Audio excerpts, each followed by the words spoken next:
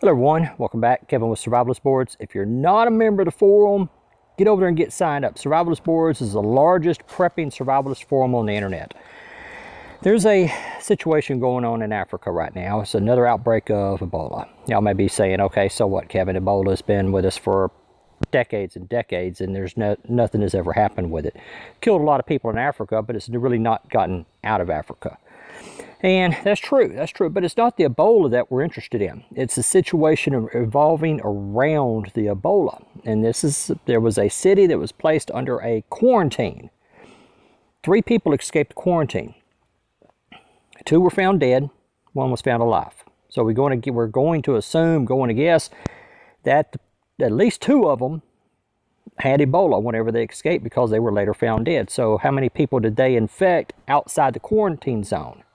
Now, for those of y'all that read my blog, survivalboards.com, or follow me on alloutdoor.com, or even on the forum, y'all know that I read a lot of history books. I read no fiction, almost no fiction whatsoever. A lot of my library, survivalist library, is based on non-fiction history books. So let's go back to the Black Death of 1348 to 1350 and the Plague of London in 1665 to 1666.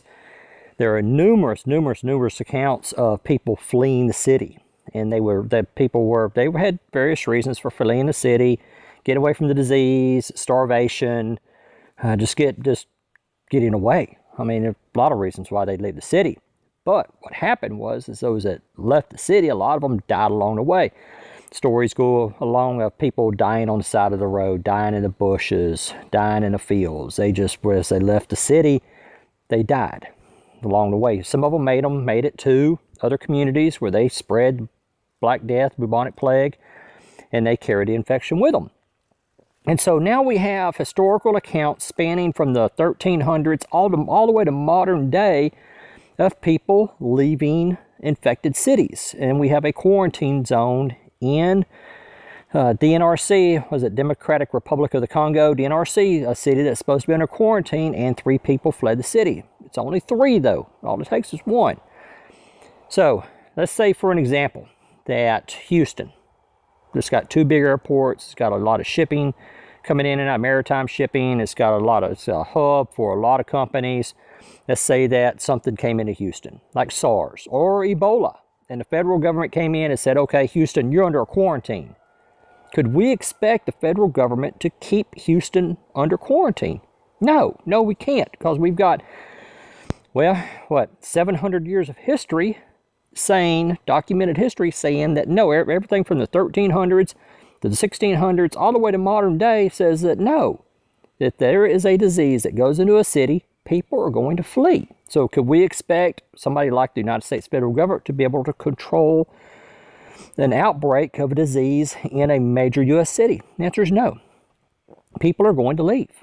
Some are going to find a way to get out of the city. Then from there, the infected people are going to bring it out to the countryside, to the rural areas, to the smaller towns. They're going to flee out to wherever they can, call up their cousins or family members or friends. Hey, I need to get out of the city.